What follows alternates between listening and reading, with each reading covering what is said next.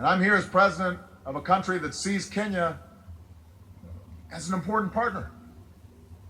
I'm here as a friend who wants Kenya to succeed. And the pillars of that success are clear. Strong democratic governance, development that provides opportunity for all people and not just some, a sense of national identity that rejects conflict for a future of peace and reconciliation. And today we can see that future for Kenya on the horizon, but tough choices are going to have to be made in order to arrive at that destination. In the United States, I always say that what makes America exceptional is not the fact that we're perfect. It's the fact that we struggle to improve. We're self-critical. We work to live up to our highest values and ideals, knowing that we're not always going to achieve them perfectly, but we keep on trying to perfect our union. And what's true for America is also true for Kenya. You can't be complacent and accept the world just as it is. You have to imagine what the world might be and then push and work towards that future.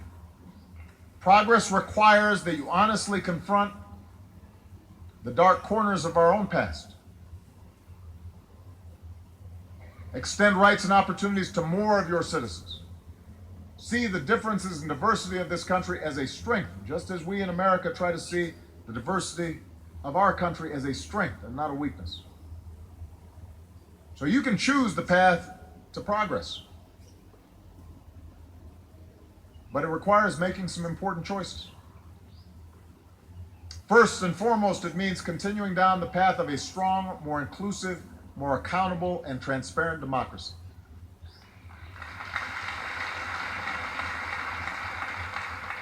You know, democracy begins with a peacefully elected government. It begins with elections, but it doesn't stop with elections.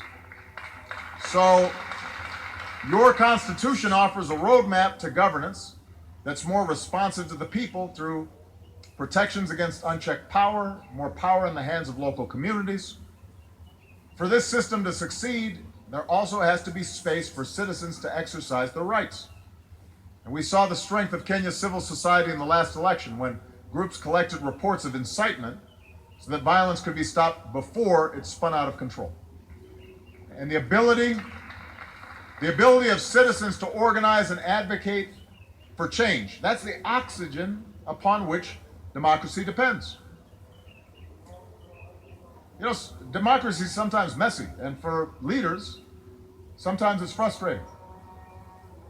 Democracy means that somebody's always complaining about something. Nobody is ever happy in a democracy about their government. If you make one person happy, somebody else is unhappy.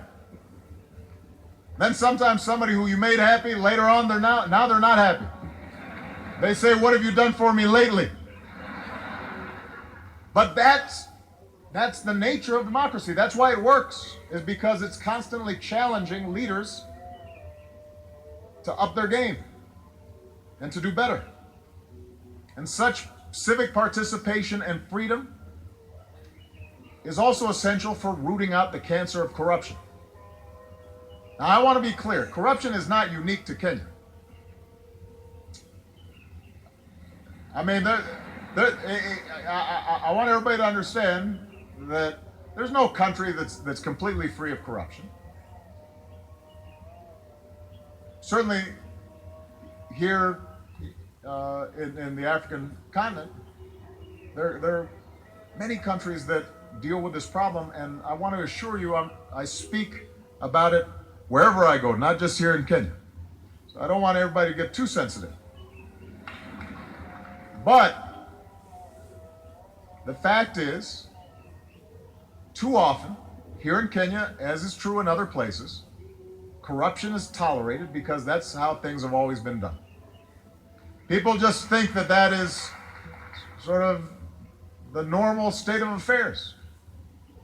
And there was a time in the United States where that was true too. My hometown of Chicago was infamous for Al Capone and you know the mob and organized crime corrupting law enforcement.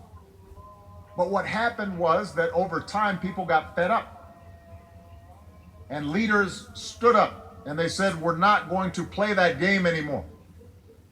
And you changed the culture and you changed habits. Here in Kenya, it's time to change habits and decisively break that cycle, because corruption holds back every aspect of economic and civil life. It's an anchor that weighs you down and prevents you from achieving what you could. If you need to pay a bribe and hire somebody's brother who's not very good and doesn't come to work in order to start a business, well, that's going to create less jobs for everybody. If electricity's going to one neighborhood because they're well connected and not another neighborhood, that's going to limit development of the country as a whole. If someone in public office is taking a cut that they don't deserve, that's taking away from those who are paying their fair share. So this is not just about changing one law, although it's important to have laws on the books that are actually being enforced. It's important that not only low-level corruption is punished, but folks at the top, if they are taking from the people, that has to be addressed as well. But it's not something that is just fixed by laws or that any one person can fix. It requires a commitment by the entire nation, leaders and citizens, to change habits and to change culture. Tough laws need to be on the books. And the good news is your government is taking some important steps in the right direction. People who break the law and violate the public trust need to be prosecuted. NGOs have to be allowed to operate, who shine a spotlight on what needs to change. And ordinary people have to stand up and say, enough is enough.